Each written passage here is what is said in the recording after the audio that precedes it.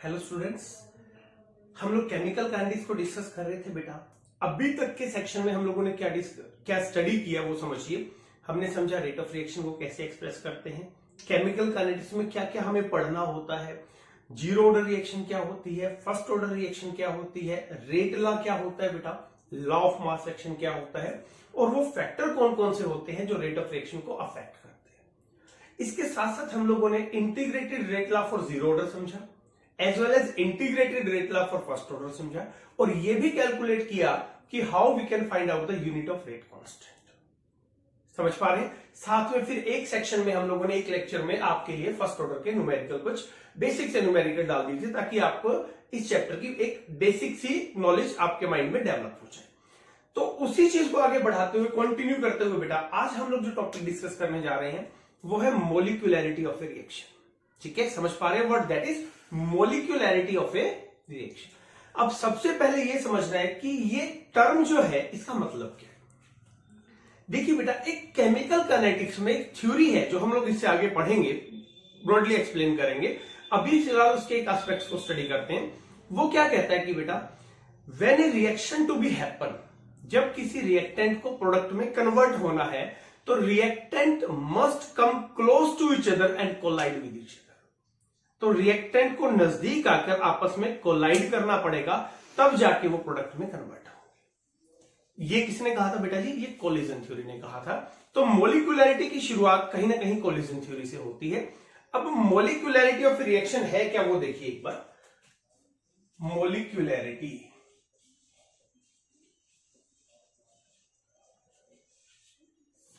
चलिए जी समझते हैं मोलिकुलरिटी क्या होता है बेटा। एक बार डेफिनेशन समझते हैं। The number of atoms, ions और molecules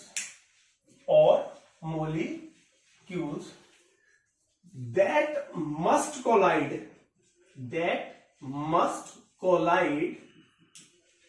during a reaction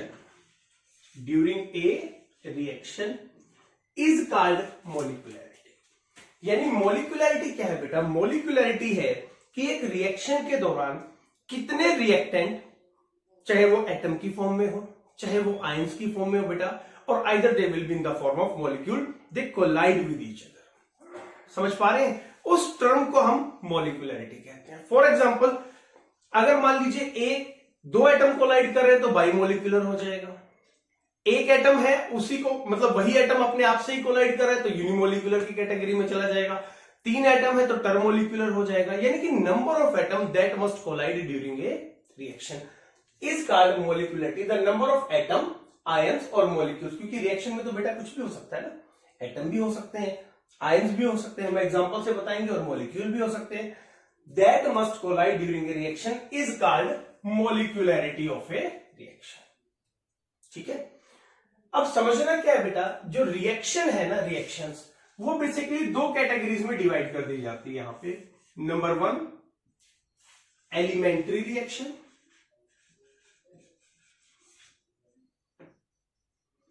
number two complex reaction. ठीक है, आ रही बात समझ में? रिएक्शन को कितनी कैटेगरी में बांट दिया गया बेटा? एलिमेंट्री और कॉम्प्लेक्स। अभी एलिमेंट्री रिएक्शन क्या होती है बेटा? वो रिएक्शन जो सिंगल स्टेप में कंपाइल हो जाए, एक ही स्टेप में खत्म हो जाए, single step reaction is called elementary reaction. Multiple step reactions, multiple step reaction is called complex reaction. ठीक है, यानी जहां जिस रिएक्शन में दो या तीन स्टेप होंगे बेटा वो हो जाएगी मल्टीपल स्टेप, और यू कैन से कॉम्प्लेक्स। वो रिएक्शन जो सिंगल स्टेप में कंप्लीट हो जाए that is called elementary reaction. ठीक है, तो एलिमेंट्री रिएक्शन के कुछ एग्जांपल देखते हैं बेटा। जैसे for example F2O2 will produce F2 plus O2। ठीक है जी, ये सिंगल स्टेप रिएक्शन है बेटा। तो अब यहां पे क्या होता है, अगर कोई आपसे कहे कि इसकी मोलिकुलरिटी क्या होगी, सिंगल स्टेप है तो एलिमेंट्री तो हो ही गई, तो बेटा जी एलिमेंट्री रिएक्शन की मोलिकुलरिटी क्या होती है, जितने भी आयंस या एटम्स या मॉलिक्यूल इस स्टेप में दिखाए गए हैं वही इसकी मोलिकुलरिटी होती है। तो अभी F2O2 कितना है, 1 है, तो ऐसी रिएक्शन को हम बोलेंगे कि इनकी मोलिकुलरिटी 1 है और लिखा जाएगा बेटा ये they are unimolecular reactions, they are unimolecular reactions. ठीक है, एक और एग्जांपल करते हैं। For example 2HI it will produce H2 plus I2। ये भी एलिमेंट्री रिएक्शन है, ये भी सिंगल स्टेप रिएक्शन है, तो इसकी मोलिकुलरिटी भी क्या होगी, जितने भी हमारे पास मॉलिक्यूल एटम या आयंस हैं उनको जोड़ दीजिए वही हमारा आंसर होगा। तो अभी कितने हमारे पास, 2, तो ये रिएक्शन हो जाएगी बेटा बाई मोलिक्यूलर। ठीक है, आ रही बात समझ में। चलिए जी एक और एग्जांपल ले लेते हैं। For example 2NO plus O2 will form 2NO2।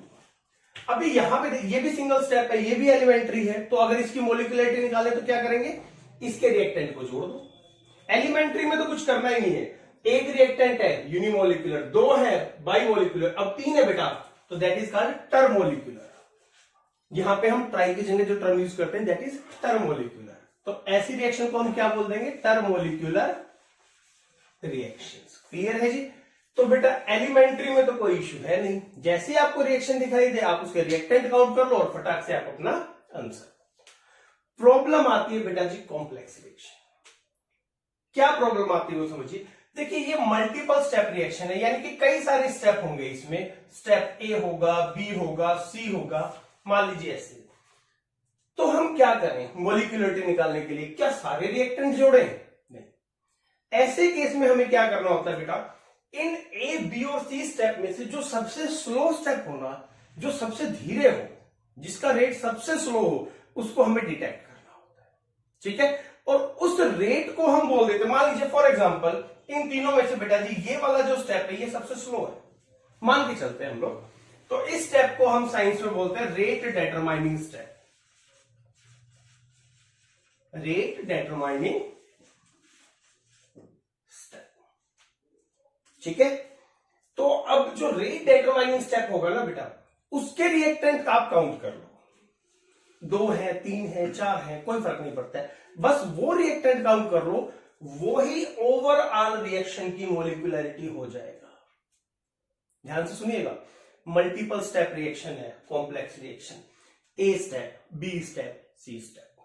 For example A step is a slow step, rate निकाल लेंगे हम, केमिकल काइनेटिक्स के बहुत सारे तरीके होते हैं। अब ए में जितने रिएक्टेंट होंगे ना बेटा, बी और सी को भूल जाओ, बिल्कुल दिमाग से निकाल दीजिए, जो सबसे स्लो स्टेप है उस पर आप फोकस करो। ए में जितने रिएक्टेंट होंगे, अगर ए स्लोएस्ट स्टेप है तो उन्हें आप ऐड कर दीजिए, वही आपकी ओवरऑल रिएक्शन की मोलिकुलरिटी होगी। क्या मेरी बात समझ पा रहे हैं आप लोग। तो जो स्लोएस्ट स्टेप होता है उसको क्या नाम दिया जाता है, रेट डिटरमाइनिंग स्टेप का नाम दिया जाता है। ठीक है, क्लियर है ये बात। तो अब हम क्या करेंगे बेटा, अच्छा इसका रीजन भी बताता हूं कि भाई इसमें टोटल रिएक्टेंट क्यों नहीं जोड़ते बेटा। जनरली इनमें क्या होता है ना, जो रिएक्टेंट होते हैं वो बेटा मोर देन 3 होते हैं generally.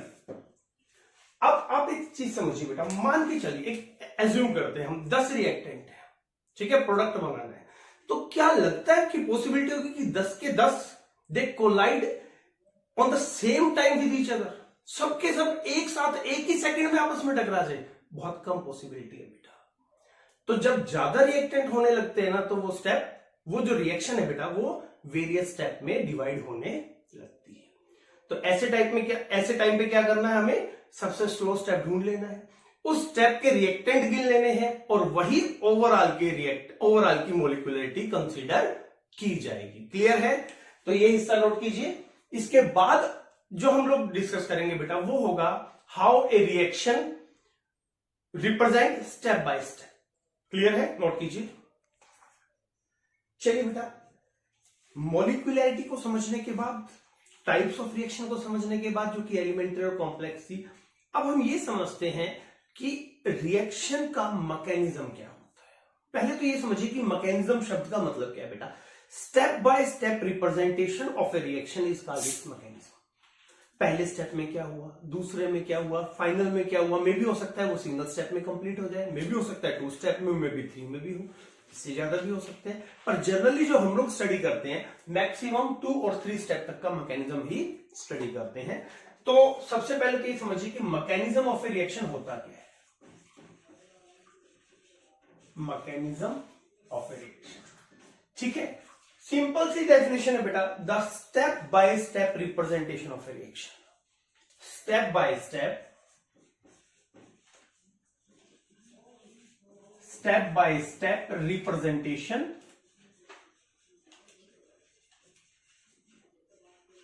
Of a reaction is called its mechanism. ठीक है, आगे बात समझ में प्रॉपर दिखाई दे रहा है आप लोगों को। चलिए जी, अब कुछ एग्जांपल से हम लोग स्टडी करने की कोशिश करते हैं बेटा। सबसे पहले मैं आपको फर्स्ट ऑर्डर के कुछ एग्जांपल बताऊंगा, फिर सेकंड ऑर्डर के बेटा, और उनका मैकेनिज्म। देखिए मैकेनिज्म का कोई फुल प्रूफ रूल नहीं है, ये आईपी लेवल पे बेस्ड है। हाँ, हम आपको कुछ तरीके बता सकते हैं, ठीक है। फॉर एग्जाम्पल बेटा, मान लीजिए हम पहला एक एग्जाम्पल लेके चलते हैं। अब पहले हम बात करेंगे फर्स्ट ऑर्डर रिएक्शन के मैकेनिज्म, ठीक है जी। तो मान लीजिए मेरे पास एक रिएक्शन है बेटा, nitrogen pentoxide, it will decompose into 4NO2 plus O2। ये कोई रिएक्शन है। अब इस रिएक्शन का मैकेनिज्म हमें लिखना है। मैकेनिज्म का मतलब क्या ये एक ही बार में कन्वर्ट होके रिएक्ट होके इसमें चले गए, जरूरी तो नहीं है भैया। हो सकता है 2 स्टेप में गए, हो सकता है 3 स्टेप में गए। तो ऐसे केस में क्या करना होता है बेटा, सबसे पहले एक इंफॉर्मेशन आपको दी जाएगी। वो इंफॉर्मेशन क्या है वो देखिए, वो होती है रेट ऑफ रिएक्शन। इसका जो रेट ऑफ रिएक्शन है दैट इज KN2O5, ये है हमारे पास। तो ये जो होता है ना रेट ऑफ रिएक्शन, समझिएगा, ये सबसे स्लोएस्ट स्टेप पे डिपेंड करता है। देखिए मैं आपको समझाता हूं, बड़ा बेसिक सा एग्जांपल हर बुक में होता है। मान लीजिए एक साइकिल बनाने की फैक्ट्री है बेटा, ठीक है। अब उसमें क्या होता है, अलग अलग पार्ट्स अलग अलग जगह बनते हैं। कहीं टायर बनता है, कहीं चेन कवर बनता है, कहीं सीट बनती है, कहीं हैंडल बन रहा होता है, कहीं ब्रेक्स बन रहे होते हैं बेटा, कहीं पैडल बन रहे होते हैं। तो अब आप एक बात समझिए कि जो साइकिल है ना, साइकिल वो कंप्लीट तैयार होने में कितना टाइम लेगी, ये डिपेंड करेगा कि उसका जो सबसे स्लो बनने वाला पार्ट है। मान लीजिए फॉर एग्जांपल चेन कवर को बनने में 4 दिन लगते हैं, मान के चलते हैं। बाकी सब जल्दी बन रहे हैं, कोई बन रहा है 1 दिन में, कोई बन रहा है आधे दिन में, कोई बन रहा है 2 दिन में, कोई बन रहा है 3 दिन में। लेकिन एक पार्ट ऐसा मान लीजिए जिसको कितने दिन लग रहे हैं, 4 दिन लग रहे हैं। तो क्या रिएक्शन 4 दिन से पहले या आपकी साइकिल 4 दिन से पहले बन जाएगी? नहीं बन पाएगी बेटा। तो समझने के लिए क्या है, जो सबसे स्लो स्टेप होता है ना, पूरी की पूरी रिएक्शन ठहरी रहती है जब तक वो कंप्लीट ना हो। समझ पा रहे हैं? तो जो स्लोएस्ट स्टेप होता है वही हमारा रेट डिटरमाइनिंग स्टेप हम मान लेते हैं कि भैया अगर ये काम 4 दिन में हो रहा है ना, बाकी चाहे 10 मिनट में हो जाए, 20 मिनट में हो जाए, पर साइकिल तो 4 ही दिन में बनेगी। तो slowest step is the rate determining step.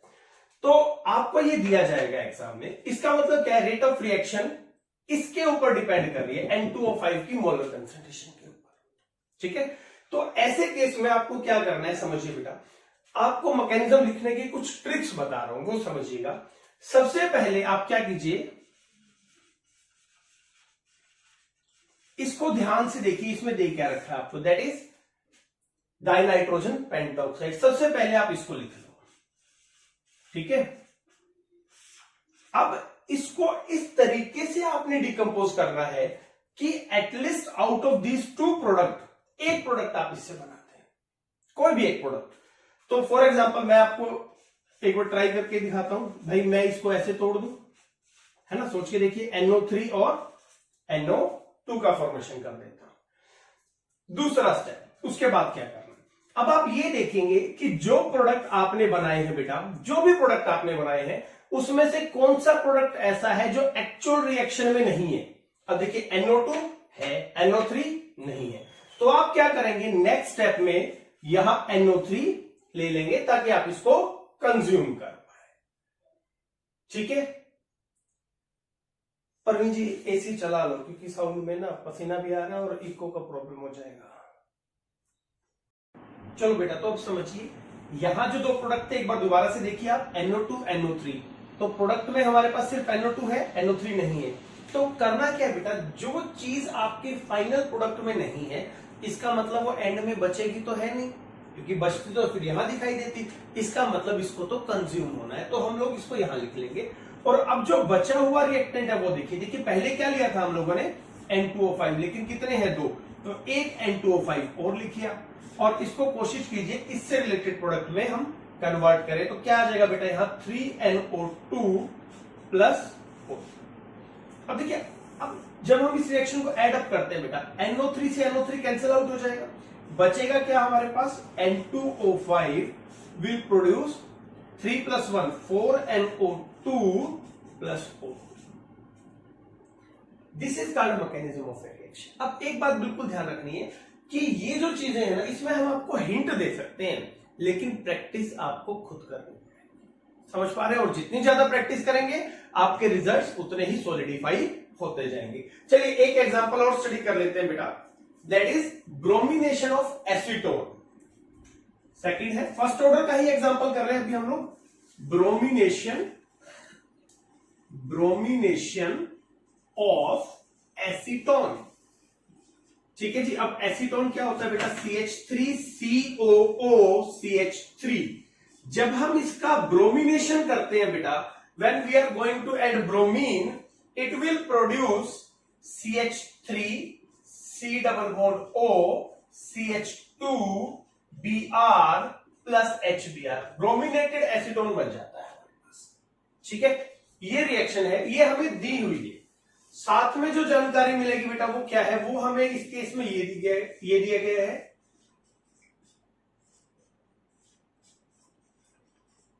That is acetone.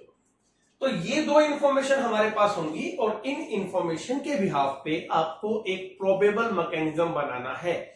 और एक बात याद रखिएगा बेटा, मैकेनिज्म की प्रोबेबिलिटी एक से ज्यादा भी हो सकती है।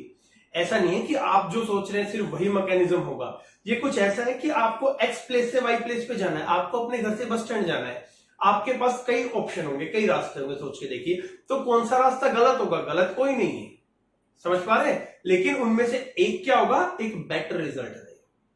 तो जनरली क्या होता है, मैकेनिज्म एक से ज्यादा भी हो सकते हैं, तो आपको कभी इस बात पर रिजिड नहीं होना है कि यही मैकेनिज्म सही है कि कुछ और। वो एक्चुअल में जो मैकेनिज्म होता है वो निकलता है बेटा जी NMR टेक्निक से, जहां हम स्पेक्ट्रा स्टडी करके मैकेनिज्म निकालते हैं।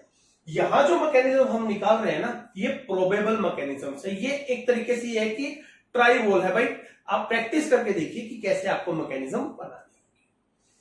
तो जी ये क्वेश्चन दिया बेटा, अब इसका मैकेनिज्म देखिए या सोचिए। सबसे पहली बात, रेट इस पर डिपेंड है, तो इसका मतलब ये स्लोएस्ट स्टेप में पक्का आएगा। रेट जिस पे भी डिपेंड होता है बेटा वो स्लोएस्ट स्टेप में पक्का आता है। तो सबसे पहले तो इसी को लिख लो आप, थोड़ा थोड़ा बातें याद भी रखनी पड़ेंगी आपको इस तरीके से। ठीक है जी। अब होता क्या, अब ये कंपाउंड याद है आपको, और टोटोमेरिज्म ध्यान है, यहां क्या होता है बेटा, इट अंडरगो टोटोमेरिज्म, और ये बन जाता है CH3, क्या हो जाएगा 1,3 हाइड्रोजन शिफ्ट, यहां का हाइड्रोजन मूव होके यहां, तो क्या बनेगा बेटा जी COH डबल बॉन्ड CH2, ये बन गई हमारी इनोलिक फॉर्म। आ गया ना टोटोमेरिज्म का यूज, यहां भी ये है एसीटोन। नेक्स्ट स्टेप, अब देखिए क्या इनोलिक फॉर्म आपके प्रोडक्ट में है, नहीं है, इसका मतलब इसको तो कंज्यूम होना है, और कंज्यूम वो होता है बेटा जी जो रिएक्टेंट की साइड होता है। तो अब मैं इसको रिएक्टेंट की साइड ले आता हूं, क्योंकि मुझे इसको कंज्यूम करना ही करना है, मैं इसको बचा के नहीं चल सकता आगे। अब देखिए प्रोडक्ट में क्या ऐसा है जो अभी तक यूज नहीं हुआ, दैट इज ब्रोमीन, तो यहां हम लोगों ने ले लिया ब्रोमीन।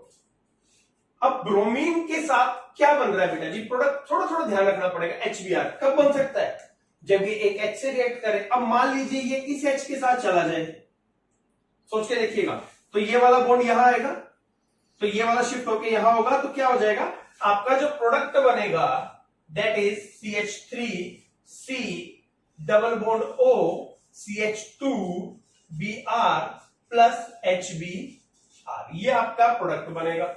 अगर हम इन दोनों को एडअप करें बेटा जी रिएक्शंस को, तो इनोलिक फॉर्म से इनोलिक फॉर्म कट गई, बचा क्या, एसीटोन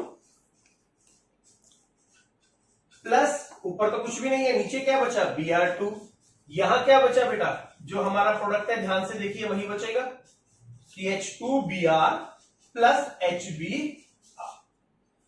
तो मैं फिर कह रहा हूं बेटा, हम आपको कुछ हिंट दे सकते हैं, कुछ ट्रिक्स बता सकते हैं, लेकिन प्रैक्टिस आपको खुद करनी पड़ेगी। तो ये दो एग्जांपल आप नोट कीजिए, फर्स्ट ऑर्डर के हैं। इसके बाद मैं आपको सेकंड ऑर्डर के एक दो एग्जांपल बताता हूं। तो बेटा अब ये दो एग्जांपल मैंने बोर्ड पे बनाए हैं, और अगर आप इनके रेट ऑफ रिएक्शन को ध्यान से देखेंगे तो NO2 का मोलर कंसंट्रेशन और F2 का, और अगर पावर कुछ भी नहीं है बेटा तो पावर 1। इसका मतलब अगर मैं इसे अल्फा मान लूं और इसे बीटा मान लूं, क्योंकि दोनों की वैल्यू 1 1 है, तो ये हो जाएगा सेकंड ऑर्डर रिएक्शन, क्योंकि ऑर्डर ऑफ रिएक्शन क्या होता है, अल्फा प्लस बीटा। ऐसे ही इस एग्जांपल में हमने लिया, क्योंकि फर्स्ट ऑर्डर के तो पढ़ चुके हैं, अब सेकंड ऑर्डर की बात कर, तो 1 और 1 तो ऑर्डर आ गया सेकंड। तो सेकंड ऑर्डर के क्वेश्चंस में हमें क्या करना है वो देखिए। मैकेनिज्म में बेसिक तो वही रहेगा बेटा। सबसे पहले देखिए रेट, जो रेट है वो किस चीज को लेके चल रहा है, इन दोनों को लेके चल रहा है ना। तो ये सबसे स्लोएस्ट स्टेप होता है, वही रेट डिटरमाइनिंग होगा। तो आप बिना कुछ सोचे हुए सबसे पहले इनको लिख लो। अब कोशिश कीजिए इनसे कम से कम आपका एक प्रोडक्ट बन जाए। अब यहां तो दोनों सेम ही है, तो फिर आप एक तो बना ही दो, NO2F प्लस, ठीक है। अब ये देखिए कि NO2F आपने बनाया, वो तो आपको चाहिए, लेकिन क्या फ्लोरीन की रिक्वायरमेंट है प्रोडक्ट में? नहीं है, तो फ्लोरीन को अब आगे ले आओ, यहां लिखो फ्लोरीन। अब देखिए कौन सा रिएक्टेंट यूज नहीं किया, F2 तो हो गया, NO2 दो थे, एक हो गया, तो एक बचे बेटा जी, उसको उतार लीजिए। It will become again NO2F। अब इसको अगर हम ऐड करें, वैसे तो आप समझ गए होंगे, F से F कट जाएगा, तो it will come out to B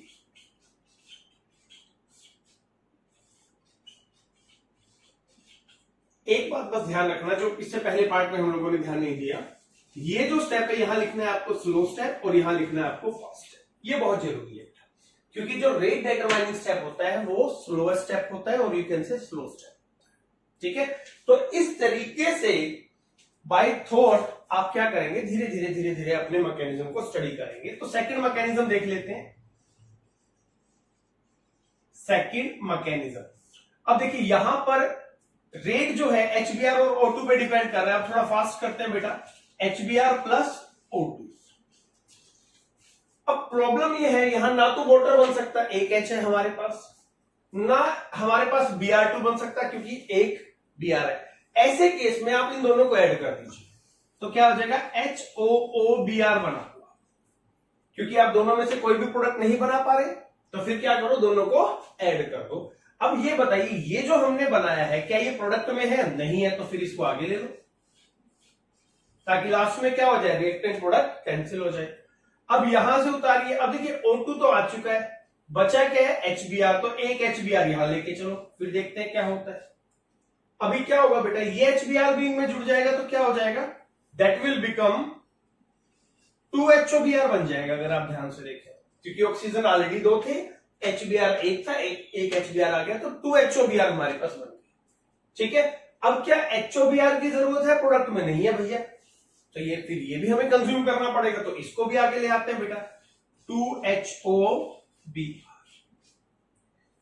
अब कितना हमारे पास HBr बचे हुए, एक यहां कंज्यूम कर लिया, एक यहां कर लिया। अब क्योंकि ये दो मॉलिक्यूल है, तो इस बार दो के दो HBr आप यहां उतार। अब ये देखिए कि क्या अब वाटर की पॉसिबिलिटी हमारे पास बन रही है। तो अगर हम देखें बेटा, now it can form 2H2O plus 2Br2। देखिए 2Br 2Br 2Br2, वाटर की पॉसिबिलिटी बन रही है। 2H यहां है, 2H यहां है, तो ये बन जाएगा। अब इसको अगर हम सम अप करें तो एग्जैक्टली यही रिएक्शन आनी चाहिए। और इसमें सबसे स्लो स्टेप कौन सा है बेटा जी, ये वाला स्टेप स्लो स्टेप, ठीक है। कैंसिल आउट करके देखते हैं, HOBr HOOBr HOOBr 2HOBr 2HOBr cancel हो जाएगा, जो बच गया वो आपका प्रोडक्ट। अब देखिए 2HBr 1HBr 1HBr, that comes out to be 4HBr plus O2, that will form 2H2O plus 2Br2।